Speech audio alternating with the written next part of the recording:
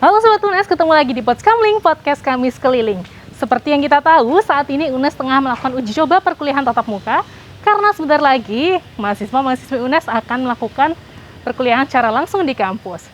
Tapi terlalu lama melakukan perkuliahan virtual hampir selama 2 tahun nih, berdampak gak ya dengan cara berkomunikasi dosen dan mahasiswa?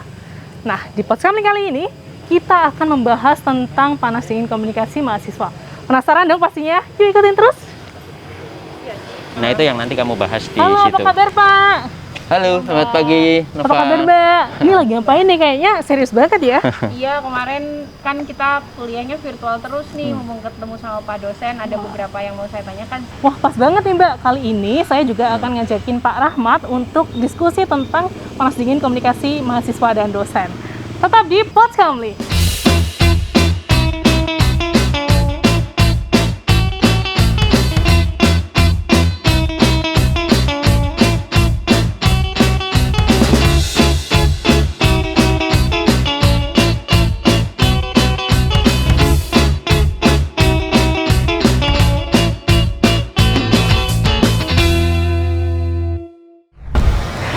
Nah, Sobat UNES, kali ini saya sudah bersama dengan Pak Rahmat, seorang pakar sosiolinguistik peneliti bahasa dari UNES nih.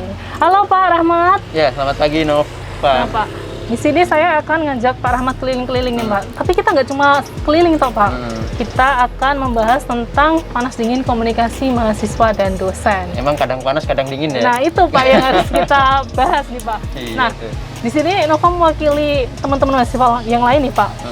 Kan kita tahu ya Pak, kadang untuk berkomunikasi dengan dosen saja itu rumit Pak. Itu gimana sih Pak? Kan kita tahu bahwa komunikasi itu adalah salah satu media untuk menjembatani dalam pembelajaran. Nah, kalau komunikasinya saja rumit, bagaimana pembelajaran itu bisa terlaksana dengan baik? Oke, Nov. Saya pertama setuju banget ya kalau komunikasi yang baik itu prasyarat yang sangat penting dalam proses pembelajaran. Pembelajaran yang sukses pasti memerlukan komunikasi yang bagus ya antara dosen dan mahasiswa. Nah, persoalannya kalau dari sudut pandang ilmuwan saya sosiolinguistik, komunikasi dosen mahasiswa itu melibatkan dua subjek, dua pihak yang secara sosial itu memiliki latar belakang yang jauh banget itu loh. Dari usianya kan beda gitu ya. Dari status sosialnya berbeda, dari sudut pandang keilmuan juga berbeda. Nah, bagaimana sih mengomunikasikan, bagaimana sih berkomunikasi dengan orang-orang yang memiliki latar sosial dan budaya yang berbeda. Ini yang perlu keterampilan khusus gitu, Nov.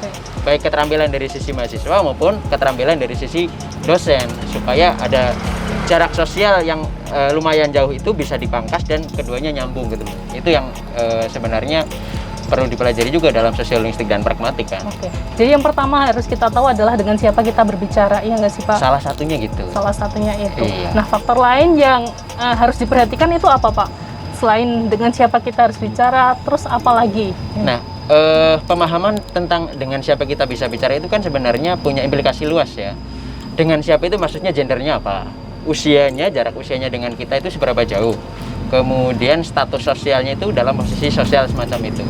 Nah, jadi pemahaman tentang siapa orang yang kita ajak bicara itu sebenarnya pemahaman yang lumayan kompleks juga kan. Jadi nggak sesederhana, oh dia dosen saya mahasiswa, nggak juga. Tetapi kadang-kadang, oh dia dosen yang usianya sekian, yang gendernya sekian, yang punya keahlian demikian, dan sebagainya. Sebaliknya, kalau saya ngomong sama mahasiswa kan nggak sesederhana bahwa kamu itu mahasiswa, kan nggak sesederhana itu juga. Tapi ini mahasiswa, jurusan apa, dari daerah mana, gendernya apa, rekam jejak akademiknya bagaimana dan sebagainya. Jadi nggak sederhana juga gitu sebenarnya. Jadi dalam berkomunikasi itu tentunya ternyata banyak sekali ya Pak yang harus diperhatikan itu. Nah Pak, berbicara tentang komunikasi saat ini nih, pasca pandemi yang awalnya kita kuliah daring terus, itu ada nggak sih Pak perbedaan gitu antara komunikasi mahasiswa dosen sebelum dan sesudah pandemi ini? Oh iya, itu mengingatkan saya pada pesan salah seorang ahli komunikasi dari Kanada atau Amerika ya, Marshall McLuhan, yang bilang the medium is the message gitu. Nah, jadi media komunikasi itu sebenarnya bukan sekedar media, tapi isi atau konten komunikasi sendiri.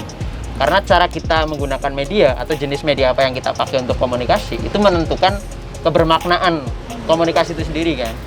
Waktu kita komunikasi pakai Zoom, itu kan ada hukum-hukum tersendiri di sana tuh, yang hukumnya berbeda banget dengan ketika kita ngobrol ketemu langsung kayak gini kan. Nah, jadi bagi dosen maupun mahasiswa memahami bagaimana hukum-hukum itu berlaku, aturan-aturan tidak tertulis itu berlaku, itu penting banget untuk menopang atau menyukseskan komunikasi dosen mahasiswa. Jelas lah kalau dalam Zoom, dengan WhatsApp, dengan DM di Instagram gitu ya. Walaupun saya nggak yakin dosen-dosen komunikasi juga nggak dengan mahasiswa lewat DM gitu ya. Yang jelas semua media itu mempersyaratkan aturan-aturan yang berbeda. Nah, pemahaman kita terhadap aturan-aturan itu sangat penting supaya komunikasi kita bisa berjalan lancar gitu. Oke Pak. Nah, mungkin banyak sekali mahasiswa juga yang grogi nih Pak untuk komunikasi dengan dosen. Iya. Seperti saya sendiri nih Pak, bingung kadang harus gimana ya ngechatnya, ini benar gak ya kayak gitu. Nah, yang harus kita lakuin tuh gimana Pak untuk mengatasi itu?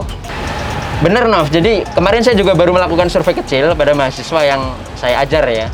Ternyata kendala psikologis itu kendala yang paling besar, yang paling sering dialami oleh mahasiswa. Kendala psikologis itu berkaitan dengan perasaan tidak nyaman, grogi, insecure ya, seperti yang kamu bilang tadi.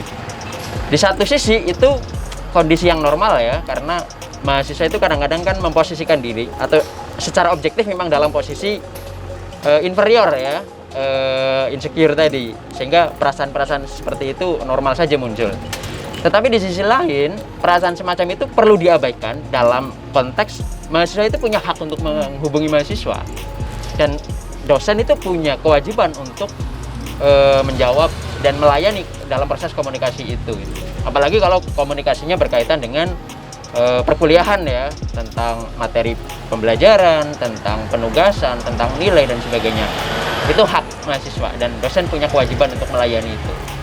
Nah Pak, mungkin kan ada beberapa nih Pak, ya mungkin dosennya sibuk atau apa, jadinya misal kita chat lewat WA atau apa, terskip atau kelewatan nih.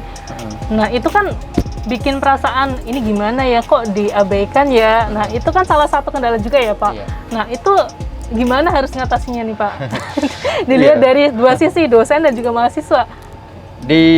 Itu sama juga kayak survei yang kemarin saya lakukan. Hasilnya menunjukkan bahwa sekitar 58% mahasiswa itu pernah diabaikan oleh dosennya. Di ghosting gitu noh. Di ghosting itu sakit ya? Sakit. Jadi lebih sakit di ghosting. Dosen Pak, kalau lagi kita butuh banget, apalagi saat-saat bimbingan nih, dosennya susah dihubungin kan, itu sakit banget Pak. Oke. Saya harus pertama memberikan autokritik dulu ya pada saya sendiri dan teman-teman seprofesi saya sebagai dosen, bahwa kadang-kadang ya saya sendiri merasa menggunakan otoritas kedosenan saya itu dalam konteks yang tidak proporsional. Dosen itu kan kadang-kadang merasa superior banget ya, sampai harus dihormati sedemikian rupa. Padahal menurut saya nih, superioritas dosen itu sebenarnya adalah superioritas dalam kapasitas melayani dan membimbing mahasiswa, membina dan membimbing mahasiswa. Jadi tidak dalam posisi superioritas untuk mengabaikan dan sebagainya. Kewenangan dosen untuk mengabaikan pesan mahasiswa itu kan juga satu perasaan yang tercipta atas persepsi dia tentang bahwa dia itu memiliki otoritas. Gak apa-apa kok saya abaikan dosen, saya dosen kok, misalnya gitu. Nah itu yang menurut saya, bagi saya pribadi itu harus dibenahi. Jadi persepsi dosen tentang otoritasnya itu harus dibenahi, supaya otoritas saya itu mendidik, membimbing, bukan otoritas untuk mengabaikan. Karena pengabaian itu dalam ilmu yang saya pelajari itu bagian dari kekerasan verbal. Iya, diabaikan sakit kan? Sakit. Nah, karena itulah itu bisa menjadi kekerasan verbal sebenarnya. Itu dari sisi dosen ya. Kalau dari sisi mahasiswa saya kurang paham, tetapi hal-hal teknis misalnya apakah dosen sudah menyampaikannya dengan etika yang bagus atau belum, itu juga harus dievaluasi. Apakah waktu menghubunginya itu sudah tepat atau belum, itu juga bagian yang harus dievaluasi gitu kan. Yeah. Karena saya sendiri kadang-kadang gini loh, saya sebagai dosen kadang-kadang kurang bersemangat melayani membalas chat mahasiswa kalau secara kebahasan saja tidak mengekspresikan kesungguhan gitu loh. Gitu, kayak ya saya WhatsApp dibalas syukur enggak ya gitu loh, kadang-kadang kan ada ya ekspresi-ekspresi kayak gitu. Apa adanya uslah karpe gitu ya Pak. Iya, jadi mengekspresikan kesungguhan itu juga bagian dari keterampilan komunikasi mahasiswa zaman sekarang kan. Nah Pak, mungkin juga dari trauma masa lalu nih Pak, mungkin ada dosen yang berkata dengan agak sengah atau judes gitu, yang menyebabkan mahasiswa apalagi yang punya tingkat kebaperan yang tinggi nih enggan berkomunikasi lagi, ya nggak sih Pak kayak gitu? Iya, soal dosen yang judes itu ada juga ya. Dan makanya saya tadi bilang pemahaman sosiolinguistik mahasiswa terhadap dosennya, sebagaimana dosennya terhadap mahasiswa itu penting banget. Karena kita kan nggak bisa generalisasi bahwa semua dosen judes gitu kan. Ada juga yang ramah saya kira kan. Nah, strategi kalau saya udah tahu bahwa dosen A itu judes, ya saya komunikasinya harus saya sesuaikan dengan karakternya dong. Kalau saya tahu bahwa dosen itu ramah gitu kan, friendly, ya saya harus sesuaikan juga dengan gaya komunikasinya. Yang jelas tiap orang itu memiliki nilai-nilai yang berbeda dalam komunikasi. Tiap orang itu punya gaya komunikasi masing-masing yang pemahaman kita terhadap karakter itu sangat menentukan kesuksesan komunikasi kita gitu. Jadi jangan digeneralisasi gitu. Oh, jadi jangan memandang semuanya sama, tetap ada perbedaan ya Pak. Betul. Namanya manusia kan pasti punya sifat dan karakter yang berbeda, itu juga yang berpengaruh terhadap komunikasi juga ya Pak. Iya, kalau dalam sosiolinguistik itu ada namanya ideolek Nov ya. Oh iya. Ideolek itu karakteristik berbahasa yang melekat pada individu ya. Jadi setiap orang punya karakteristik yang berbeda-beda gitu. Ngomong-ngomong, Bapak lagi pegang buku apa sih Pak? Oh ya Nov, ini buku saya dengan Prof. Fathur Rahman, Guru Besar Sosiolinguistik UNES ya, yang berjudul Mengelola Kesalahpahaman, Perspektif Sosio-Pragmatik. Oh, bisa dijelasin nggak Pak isinya tentang apa sih? Ya, relevan dengan diskusi kita tadi sih, bagaimana kita bisa mengelola komunikasi supaya tidak salah paham ya. Antara lain, antara dosen dengan mahasiswa, antara cewek dengan cowok. Karena komunikasi dengan cewek dan cowok itu kan ribet juga ya. Nggak kalah ribet dengan komunikasi dosen mahasiswa gitu kan. Bahkan saya pernah ingat ada judul buku berjudul Men are from Mars and Women are from Venus ya. Jadi dua makhluk yang berlainan asal muasal planetnya itu bertemu di bumi gitu. Dosen dan mahasiswa mungkin juga ya. Dosen are from Arctic and student are from Antartik ya. Mereka ketemu di garis khatulistiwa Indonesia tuh. Jadi harus perlu penyesuaian supaya komunikasinya lebih nyambung gitu. Nah, Itu kenapa gitu sih Nov, buku ini. nah Pak, kita udah sampai di rumah ilmu nih Pak. Kita sambil ngobrol di dalam ya Pak. Oke, yuk.